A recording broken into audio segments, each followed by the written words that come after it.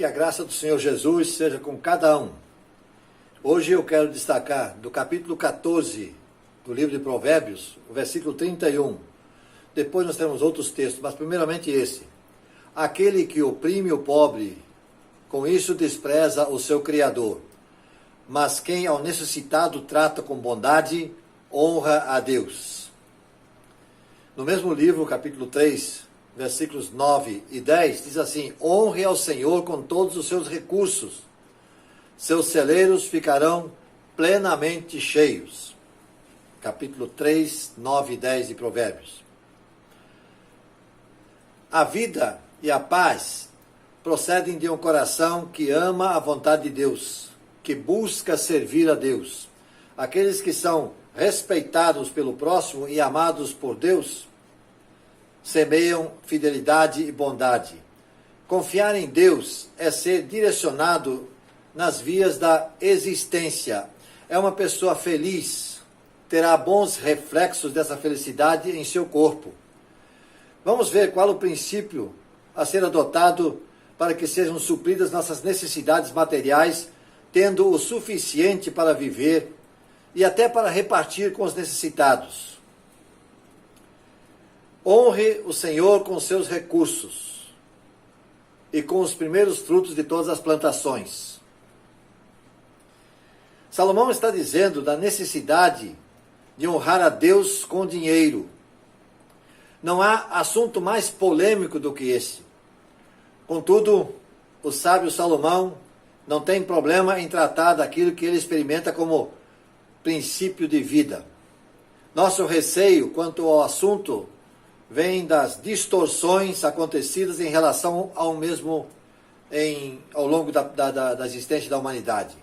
Necessitamos entender que um princípio não pode ser alterado ou desprezado porque alguém não consegue vivê-lo. E a Bíblia é um livro de princípios, não de regras, não de usos e costumes. Mas alguém que não consegue vivê-lo ou o utiliza mal, então ele vai ter problemas. Vejamos, honrar ao Senhor com os nossos bens significa, pelo menos, ganhá-lo honestamente como fruto do seu trabalho. E administrá-lo corretamente, sem esbanjar, sem oprimir quem dele pode precisar, especialmente aqueles que estiverem servindo a você, próximos de você, a quem você necessita para que lhe preste serviço de alguma forma. Esses não podem ser explorados. Não explore os pobres por serem pobres, nem oprima os necessitados no tribunal. Provérbios 22, versículo 22.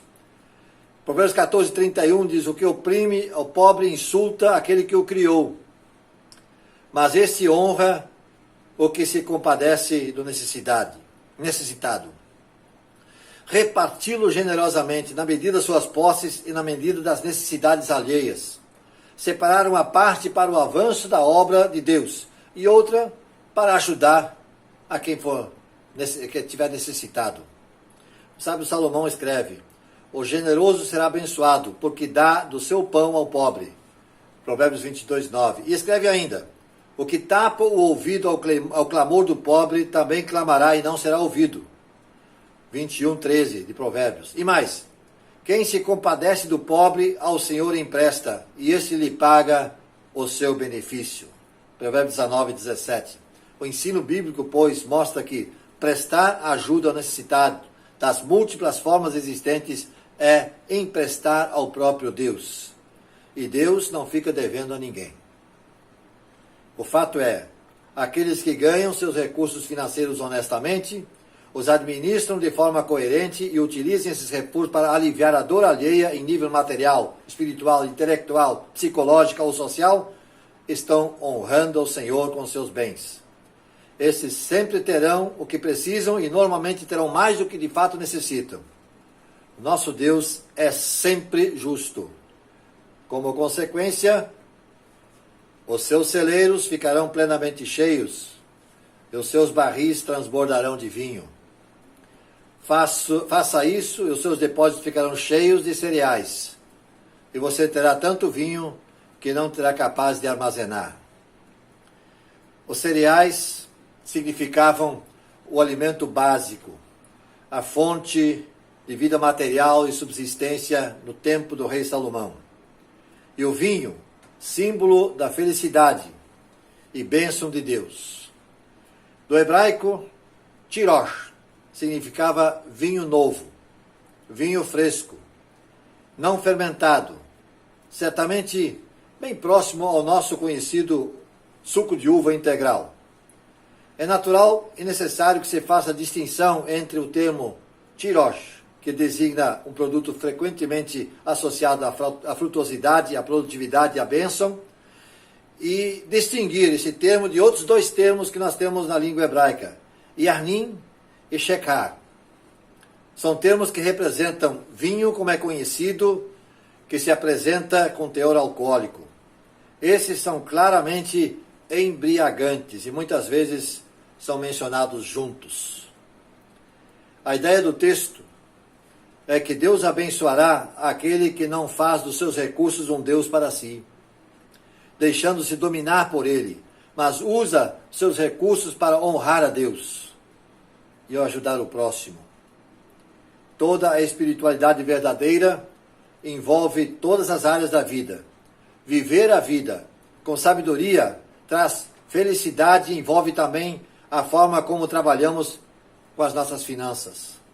Quem não encontra felicidade acaba achando que o dinheiro vai lhe trazer a tão sonhada felicidade, como diz o filósofo alemão Arthur Schopenhauer, que viveu de 1788 a 1860. Ele diz: o dinheiro é uma felicidade humana abstrata. Por isso, aquele que já não é capaz de apreciar a verdadeira felicidade humana, dedica-se completamente a ele.